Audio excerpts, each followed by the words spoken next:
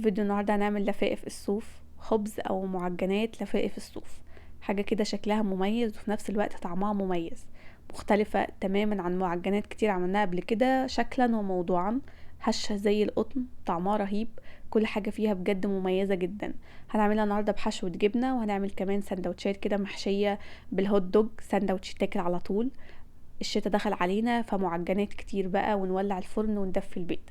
خلونا نبتدي على طول نشوف الطريقة والمكونات، ونبتدي بالعجينة. كوباية كاملة من الحليب يكون دافي شوية، هنزود عليهم 3 معالق ونص كبار من السكر، معلقة كبيرة ممسوحة من الخميرة الجافة أو الخميرة الفورية، وهنقلبهم مع بعض كويس. ولو مش متأكدين ان الخميرة بتاعتكم شغالة، بنسيب الخليط ده على جنب 5 دقايق 10 دقايق لما يعمل فوم أو فقاعات كده على الوش، كده يبقى الخميرة شغالة، ونكمل باقي الخطوات عادي. هناخد الخليط ده ونجمع بقى كل المكونات مع بعض في العجانة. هزود عليهم حوالي نص كوباية من الكريمة، هتفرق جدا في الطعم، بس لو مش موجودة استبدلوها بحليب، يبقى كوباية ونص بالحليب.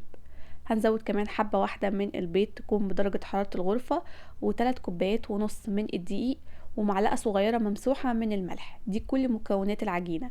فاضل بس مكون واحد، لما العجينة تتلم على بعض كده نشغل عجانة دقيقتين ولا حاجة، مجرد بس العجينة تتلم بنزود بقى اخر مكون معانا اللي هو الزبدة. طبعا هنحتاج حوالي معلقتين كبار من الزبدة، نزودهم على العجينة كده بعد ما تتلم زي ما انتم شايفين، سواء بقى في العجانة او على ايديكم.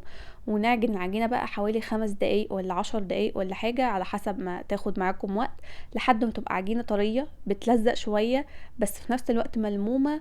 وزي ما انتم شايفين كده ناعمة جدا، سطحها املس كده، يعني انعم من بشرتي.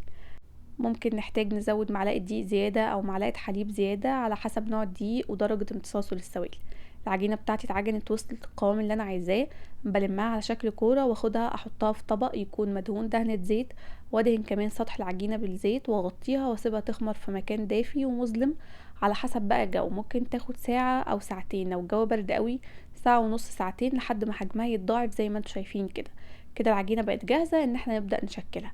هاخدها بقى على الرخامة بتاعتي او السطح اللي احنا نشتغل عليه، نرش بس رشة دقيق بسيطة كده علشان ما تلزقش في الرخامة، ونبدأ بقى ان احنا نقطعها.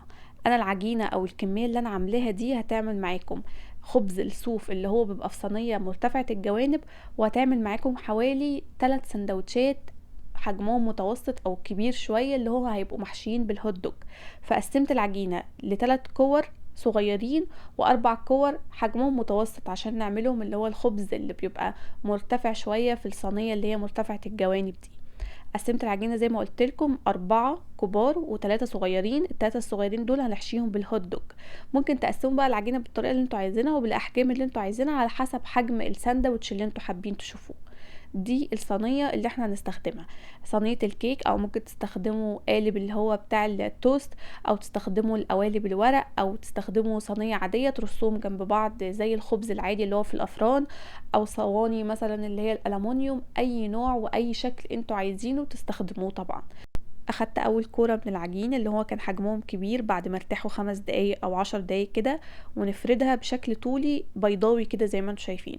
وبأي قطاعة او سكينة او اي حاجة موجودة عندكم نقطعها لشرايح رفيعة جنب بعض. كل ما كانت ارفع كل ما كان شكلها هيكون احلى. وتحشوها بقى بأي حشوة عندكم. شوكليت، انا حشيت شوية جبنة مع زيتون مع فلفل، ممكن فواكه مجففة. اي حشوة انتوا عايزينها تقدروا تستخدموها، واي حاجة موجودة عندكم في البيت تقدروا تستخدموها. انا حشيت شويه جبنه فيتا اللي هي بتبقى مالحه شويه، مع شويه زيتون شويه فلفل. ممكن تحشوها مثلا فراخ لو حابين ان هي تكون فيها لحوم، زي ما انتوا عايزين.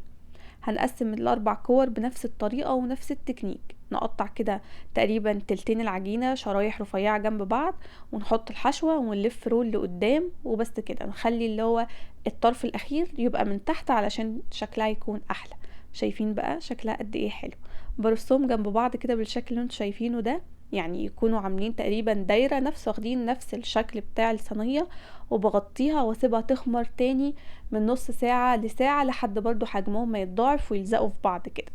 نعمل بقى الساندوتش اللي هو محشي بالهوت دوج اللي انتوا شفتوه في اول الفيديو. الكور اللي انا قطعتها بشكل صغير، فردت العجينة بنفس الطريقة وقطعتها بنفس الطريقة شرايح كده رفيعة جنب بعضيها، وشوحت الهوت دوج الاول. بصراحه انا بخاف يكون ني، فما اعتمدتش على الفرن ان هو يديله درجه من درجات التسويه، فشوحته الاول في الطاسه. حطيت معاه كمان شريحه من الجبنه الشيدر اللي هي بتاعه البرجر، ولفيته برده رول لقدام بنفس الطريقه ونفس التكنيك. يعني الموضوع بسيط جدا، وتقدروا بقى تعملوا اي حشوه انتوا عايزينها باي طريقه. مش لازم هوت دوج، لو ما بتحبوش اللحوم المصنعه والحاجات دي ممكن تستغنوا عن الفكره خالص، يعني تحشوها جبنه شوكليت زي ما انتوا حابين. هستخدم القوالب الورق اللي احنا استخدمناها في الكيكه بتاعه التسباسيتو، بتدي نتيجه كويسه جدا. وحطيتهم جنب بعض وسبتهم يخمروا تاني حوالي ساعه الا ربع ولا حاجه، لحد ما وصلوا للشكل اللي انتوا شايفينه ده. قبل ما يدخلوا الفرن على طول بكون مجهزه شويه حليب فريش بندهن بيه وش العجينه بس كده عشان تاخد لون حلو، سواء الساندوتش اللي هما بتوع الهوت دوج او الصينيه التانية اللي احنا عملناها على شكل دايره دي. ده كان شكلها، شايفين بقى قد ايه انتفخت وبقى شكلهم لطيف قوي.